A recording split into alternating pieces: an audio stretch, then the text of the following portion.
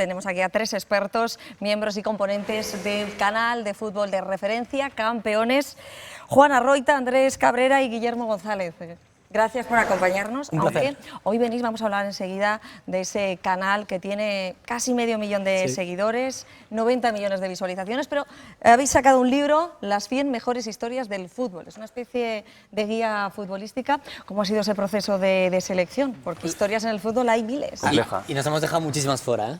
Hay muchísimas, básicamente nos sentamos, hicimos un brainstorming, empezamos a decir qué ideas podían entrar, qué ideas no podían entrar y las agrupamos. Al final son 100 historias principales, 100 historias cortitas y luego anexos, o sea que al final 300 tipos de historias diferentes. Sobre todo para que los capítulos fueran complementarios, que si vas a la página 100 pudieras ver otra historia, que no significa que desde la 1 a la 200, 300 tengas que tragártelo todo, pues elegir la que tú quieras. Bueno, tengo que decir a nuestros espectadores que yo, que no soy aficionada al fútbol, me he tragado el libro entero, que es curiosísimo, divertidísimo, entretenido.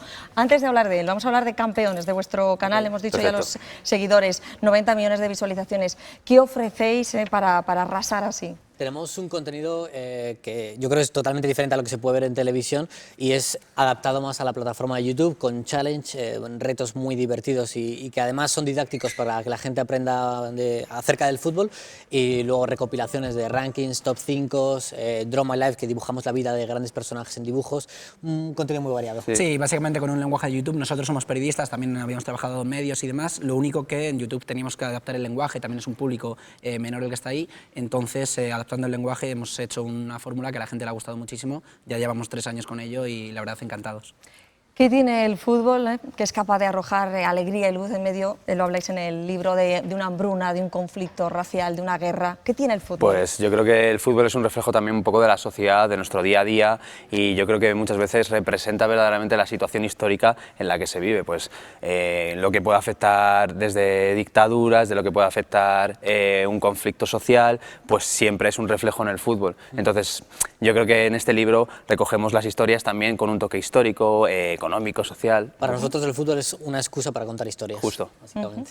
100 historias que habéis elegido. El fútbol es capaz de sacar lo mejor y también lo peor. Os visto asesinatos y habláis de historias trágicas también. Sí, algunas recientemente, Kini, que falleció la semana pasada, que a nosotros nos dio una pena tremenda. Justo en el libro contamos el secuestro que vivió en el año 81 y varias historias que, por ejemplo, esta de Kini afortunadamente salió bien, pero estuvo encerrado más de 20 días en un zulo en Zaragoza. La contamos en el libro y también otras historias. La estrella del Barça.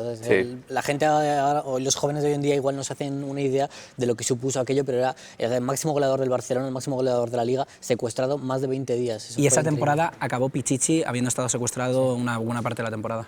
Se aprende mucho de fútbol, yo lo tengo que decir, que no tengo casi ni idea, y he aprendido muchas.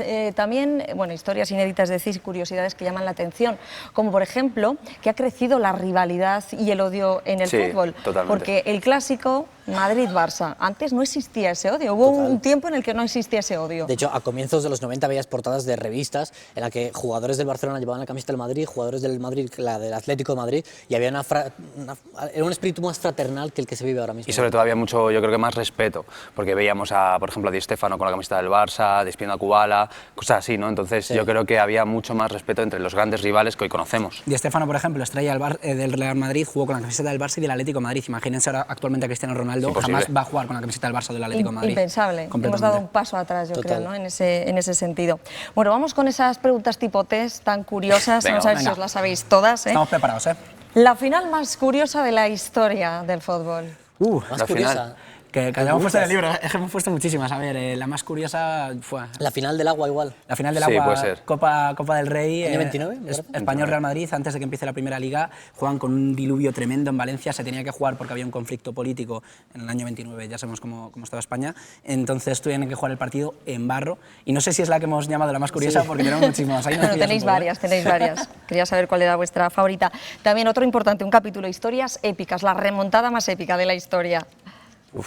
Yo sí tengo que elegir una, siempre diría la del Liverpool-Milan en la final de 2005 en la Champions, que fue increíble. El Milan ganaba 3-0 al descanso y el Liverpool, de forma heroica y con un equipo inferior al Milan, terminó remontando aquel partido y ganando los penaltis. Yo me quedo con otra remontada, que es la que le hizo el Deportivo de La Coruña al Milan. Sí. Que yo creo, Champions. En Champions, que yo creo que es una de las más conocidas, sobre todo un Deportivo de La Coruña que iba con un resultado muy adverso, y es el Superdeport, ¿no? El que conocemos. Y la mayor goleada, porque yo he visto ahí un marcador que me llama muchísimo la atención. Esa 149-0 0 ocurrió en un partido en el cual estaban en protesta contra el árbitro en Madagascar y decidieron meterse todos los goles en propia puerta. Según sacaban del centro campo, se metían un gol y otro gol y otro gol. No hay imágenes del partido porque es un partido de una liga menor, pero acabó el resultado 149-0. Luego quedaron todos sancionados, el árbitro, una sanción tremenda, pero ha pasado a la historia como la mayor goleada de la historia del fútbol.